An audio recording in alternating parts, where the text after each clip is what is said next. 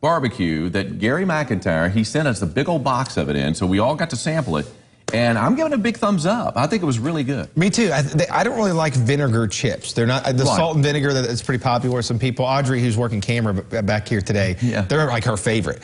I'm usually not a fan, but these are pretty good. I like them. I like them a lot. I mean, they're similar to the other Grippos. They're just vinegary. Yeah, well, we get it's almost like a salt and vinegar chip, but with the Grippo, barbecue on it. With the spice. Oh, I think we can call Gary a friend of the program at this point. I would think so. A friend of the show. A lot of like national talk shows have friends of the show that are like these great celebrities. Our friends of the show are just people usually who bring us free food. We'll call him a FOD, friend of Daybreak. Yeah, we appreciate that, Gary, though. It was fun to do that today. I mean, it's one of those things you have to try them. I mean, absolutely. The Tri-State loves Grippos. And that's one of the things when I was living in Bowling Green, went to college down there. Right. I mean, how far is that from Owensboro? It's like 60-something miles, depending on where you're at. Yeah. They don't have Grippos there. Isn't that amazing? Nowhere, not in a single store. They're very exclusive, aren't they? They are. They're only in certain exclusive, spots. and exclusive to us today. We're in a lucky pocket of the earth to have Grippos. Hey, on today's show, we are talking about some news. This actually just coming in the last hour or so. A massive data breach at a big hotel chain with some locations here in the Tri-State. Around 500 million people may have had their data hacked. Oh, wow. Indiana Governor Eric Holcomb says no to toll roads, but he's not saying he wouldn't consider it in the future. And most people buy Christmas trees that are green, red, or white, but a new color of Christmas tree is becoming popular. What color is that? We will let you know after Jake gives the news. Yeah, let's talk about that hotel data breach because it could affect you at home. Marriott says the personal information of about 500 million hotel guests may have been exposed after its computer system was hacked. And this has maybe been going on for a while. In a statement released this morning, the chain says the hack affects its Starwood reservation system. So this is a group of hotels that Marriott bought back in 2016. They include St. Regis, Westin, Sheraton, and W Hotels. As part of the settlement, or rather the statement released this morning, Marriott CEO Arne Sorensen said the company fell short of what guests deserve. Affected guests will soon be notified by email. And if you'd like to know more information, go to our website, tristatehomepage.com, or our Facebook page. There are a number of hotels that are also included in this data breach.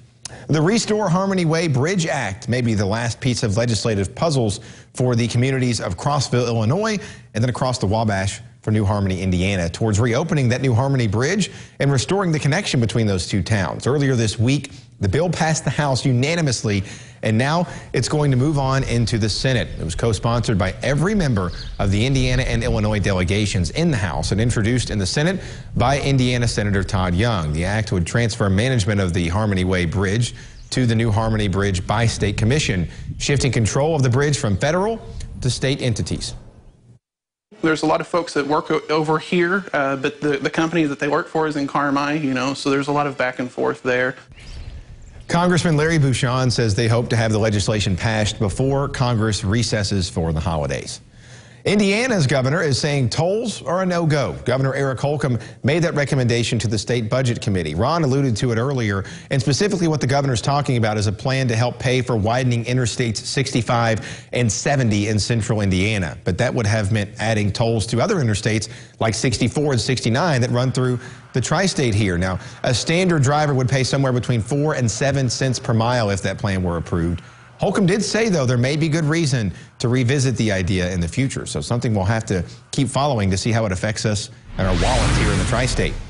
A series of vehicle break-ins in Vanderburgh County may have been solved with the arrest of a young car hopper. The sheriff's office says 20-year-old Antonio Harrell admitted to 12 break-ins at 3 different subdivisions in northern Vanderburgh County. The sheriff's office says that Harrell took electronics, guns, and even stole a Ford Mustang. Harrell told the sheriff's office that he sold the guns, and now the ATF is working alongside in that investigation. One Indiana lawmaker thinks that Central Time across the Hoosier State could make bus stops safer. State Senator Eric Basler from Washington, Indiana, is planning to file the legislation. Moving to Central Time would give an extra hour of daylight in the morning and possibly reduce the chance of accidents. Bills to change the Indiana time zone have been filed in the State House before, and they've failed. People in Knox County say they deal with time changes often. They live in Eastern Time. Most we talk to would be happy with the one time zone. It makes it easier when you have doctor appointments out of town and you have to switch back and forth on the time. I understand the logic. I just think with yet another change, I think you're going to see a lot of disgruntled people. Yeah. The Indy Star reports that Basler's does not expect the bill to pass necessarily in the next session. The paper says, though, that Basler hopes it will get people talking and focused on school bus safety. It's a big conversation we're still having here in our newsroom, though, so we'll keep track of that. The daylight saving time change does bring more darkness during winter, and now a new report is suggesting some newer model cars are leaving drivers in the dark when it comes to headlights. The Insurance Institute for Highway Safety says nearly half of the headlights on the 2018 model vehicles that are being tested do not adequately light the road. Tests show that low-beam LED lights performed better than halogen headlights, and officials say the best headlights usually don't come standard with your car. The Institute started releasing headlight ratings 2 years ago. They say manufacturers have made improvements, but more can certainly be done. All right, here's what Ron was talking about earlier with those colors of those Christmas trees. This year, there's a new holiday trend that's got an opinion just about all over the country, and it concerns Christmas trees. Some people are ditching the traditional trees, not for red ones, but for black ones. I guess you could say black is the new green. In fact, there are thousands of posts on Instagram of people sharing their hashtag Black Christmas Tree. And you can see a lot of the photos here. So why the trend? It goes with everything. It goes with any kind of decor. And because our real life decor has really started to become what's going to look good on social media, green doesn't always cut it. Experts also say because of the skyrocketing cost of real trees over the past 5 years or so due to droughts and shortages, among other issues, going black just might save you some green. Now, I have a theory on this. I think you're going to follow me on this, okay? What's that? Chip and Joanna. Oh, that's what it is. Well, do you ever watch their show? Do they have a black Christmas tree? Well, if they redo a house, it is white and gray. They love the monochromes. Everywhere. They're all about it. Yeah. So what goes well with white and gray? A black Christmas tree. A green Christmas tree, maybe that doesn't match so much. Do you think it's all because of Chip and Joanna that we've got this trend of black trees? Now, I'm going to start a new trend. I'm going to buy a real tree and just not water it, and it'll be a brown tree. I was going to say, I've seen some blue Christmas trees from UK fans before, so no matter what color your tree is, we hope it's decorated well and you're enjoying your holiday. Coming up after the break, you can always enjoy Charlie Stocker, and he's here with us in studio. He'll be answering your questions with your phone calls after the break.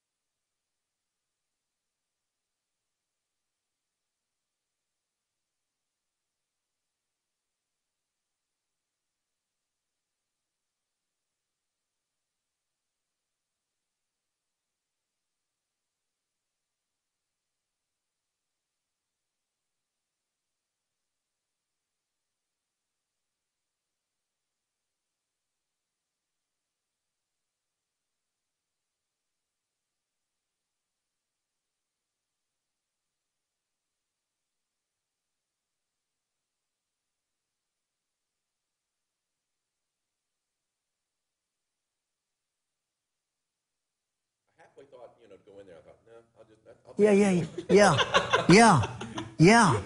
Because they worked 2 hours on it. That should have been an extra 200 tacked on.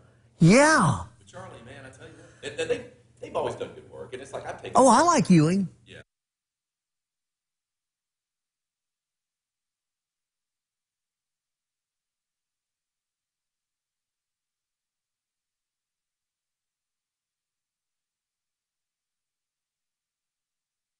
You're watching Local 7 WTVW with Jake Boswell, Alexandra Johnson, and meteorologist Ron Rhodes. This is Daybreak Extra. Garden guy Charlie Stocker is joining us here. He's answering your calls. Charlie, this is the first time you've been in our studio with everything decorated. So what do you think about our festive holiday season? I miss Bella. Bello. Bello. Bello was Charlie's companion and last everybody week. I talked to who went to the Shrine Circus said that he made the Shrine Circus. Oh, yeah. I'm very serious. He was in 3 different acts. And I got things on my Hey Garden Guy Charlie Stocker Facebook. Man, that guy you had on with you looked like he'd been sniffing some of your chemicals in the greenhouse. That's what they said. He was, you know, a little bit tight, like a Well, watch. I mean, his hair was kind of a dead giveaway, right? Yeah. That he wasn't Yeah. the usual fellow. But yeah, he was great last week with us. And you know what? He really did say this genuinely when we got off the air, that he was learning a lot from what you were saying. Yeah. So that's good, and too. he really appreciated getting that little bit of extra airtime, too. I think he did. So what are we talking about now as we get into this holiday season, going into the month of December? Okay, I sound like a broken record, but there's one thing that there's a number of things that I believe in, but in terms of gardening, the leaves this year have fallen at different times. And you make a decision, well, how long am I going to leave the leaves down? When am I going to pick them up? Am I going to do it in stages? Just what? I think the important thing is you pick them up and you use them for either a leaf mold or part of your composting process. And what I mean by leaf mold, I've had some questions on my Hey Garden Guy Charlie Stocker Facebook. What is leaf mold? How does that differ from compost? And leaf mold is simply the leaves that you've gathered up from wherever in your landscape or someone else's, and you break them up as small as you can via a mulching mower or even a weed eater. Some people put the leaves in a waste can and they put the weed eater down there and cover it, and they can chop them up pretty good that way. But the smaller you make them, the more effective they can be. But make a long story short, you put those leaves in a plastic bag, punch holes in it, water it in, set it aside, and in about 4 to 5 months, four months, you're going to have leaf mold, which can be used for anything in your garden. Awesome. That's on my list this weekend. So you want to pick up those leaves. Okay, well, that's on my list. I think you did it like that 3 weeks. should be on your 3 list. weeks ago, and I've been procrastinating. Hey, Bruce has got a question for you right now, Charlie. Okay. Morning, Bruce.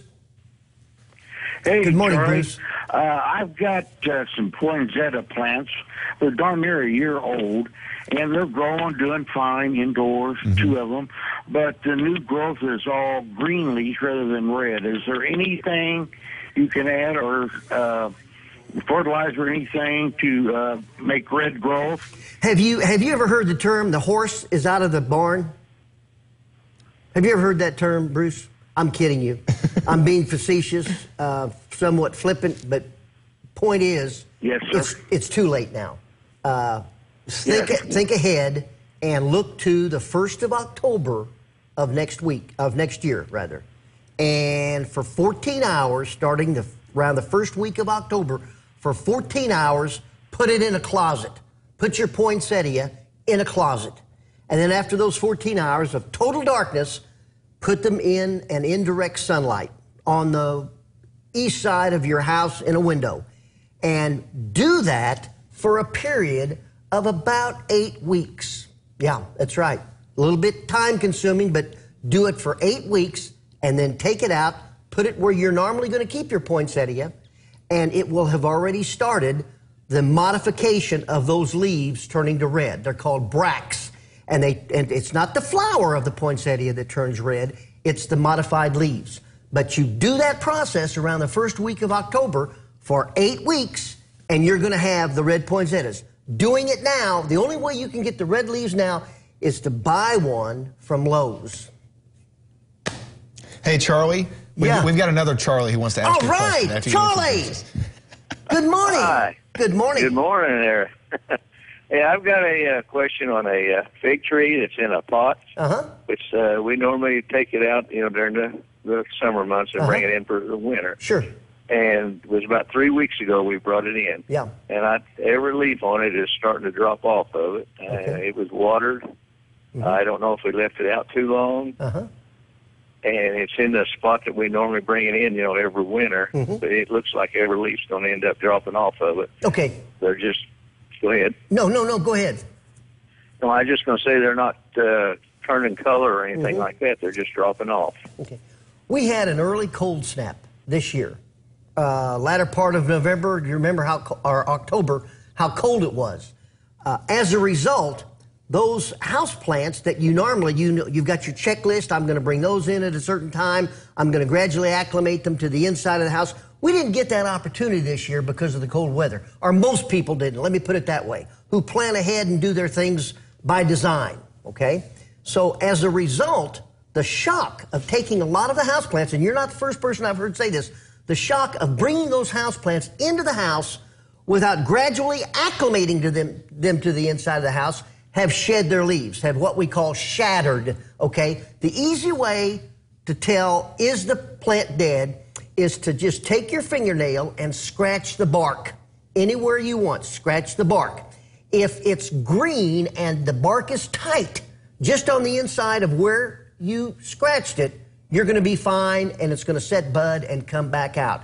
If, on the other hand, that's soft and it's brown on the inside, the fig tree is gone. Now, that's your... You gave me that advice for my crabapple, and I scratched and saw it was all brown and just had to toss it out. The had thing to pull it out of the ground. With you, it was laying down on the side of the ground. There was no way it was alive, but you... It was not laying on the side of the ground, but yeah, I think we knew it was dead well before I scratched it. Appreciate your advice for me. Appreciate your advice for Charlie and Bruce. We'll take more calls with Charlie Stocker, our garden guy, here in about 20 minutes or so. Ron has our forecast coming up after the break.